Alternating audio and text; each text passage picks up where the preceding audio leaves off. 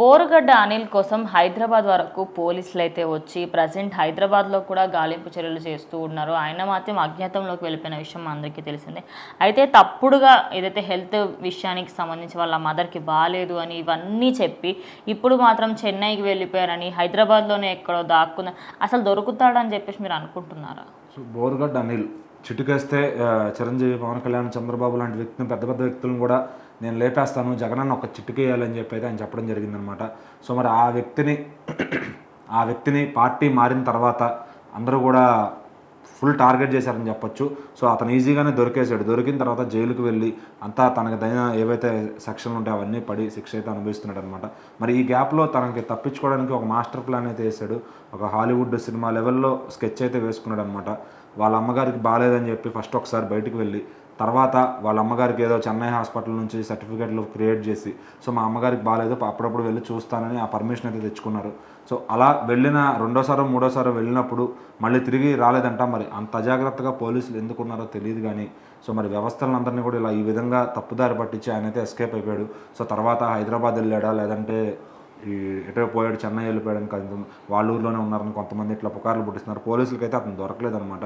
So మరి ఈ పోలీసులందరికీ గుర్తుంచుకోవాల్సింది ఏంటంటే, ఒక ఖైదీని ఎప్పుడైనా బయటికి పంపించేటప్పుడు ఫుల్ లెంత్ సెక్యూరిటీతో పంపించాలి. ఎందుకంటే ఎవరిని కూడా తక్కువ అంచనా వేయకూడదు. మనం ఒకరినో ఇద్దరినో పంపిస్తే తిరిగి వస్తారులే అనుకుంటే వాళ్ళకి ఒక డబ్బులు ఇచ్చి పారిపోయే ఛాన్స్ కూడా ఉంటుందన్నమాట. వాళ్ళు కూడా ఏం చెప్తారు, మమ్మల్ని కొట్టి పారిపోయాడు అని చెప్పి వాళ్ళు కేసుల నుంచి తప్పించుకుని ఆ విధంగా చెప్తారనమాట. సో మేనేజ్ చేయడం అనేది ఈరోజు చాలా ఈజీ అయిపోయింది కాబట్టి, సో అట్లాంటి వాళ్ళని పంపించేటప్పుడు గట్టిగా ఒక భారీ బందోబస్తుతో పంపిస్తేనే వాళ్ళు తిరిగి వస్తారు. లేదంటే అది క్రిమినల్ మైండ్స్ ఎప్పటికైనా క్రిమినల్ మైండ్లోనే ఆలోచిస్తారు. ఆయన జైల్లోకి వచ్చాడు అంటేనే తను తప్పు చేసి వచ్చాడు కాబట్టి తను ఎప్పుడు కూడా తక్కువ అంచనా వేయకూడదు.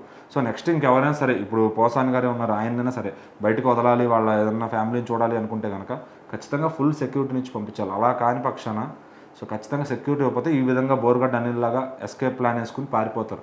సో ఆ తర్వాత పోలీసులందరూ చేతులు దులుపుకోవడం తప్ప చేయడానికి. నిజానికి ఫస్ట్ టైం దొరికినప్పుడు కూడా చాలాసేపు కష్టపడితే వాళ్ళ మదర్ దగ్గరనే దొరికారు.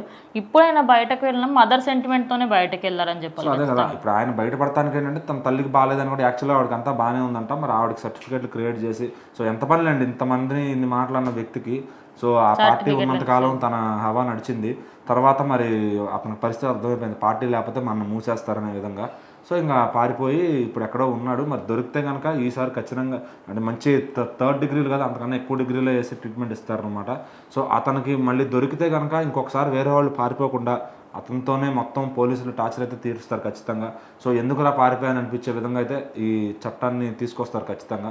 సో అది ఇప్పుడు ఎవరైనా కానీ ఇంకొకసారి వేరే ఇప్పుడు ఈ పార్టీలో ఉన్న వాళ్ళైనా వేరే వాళ్ళ మీద నోరు జారితే కనుక ఖచ్చితంగా అనవసరంగా అది ఫ్యూచర్లో ఇబ్బంది అయ్యే ప్రమాదం ఉంటుంది. కానీ ఎవరైనా సరే నోరు జారకుండా, బూతులు లాంటివి తిట్టకుండా వాళ్ళ రాజకీయ జర్నీని చాలా హ్యాపీగా చేసుకెళ్ళిపోతే అందరికీ బాగుంటుంది.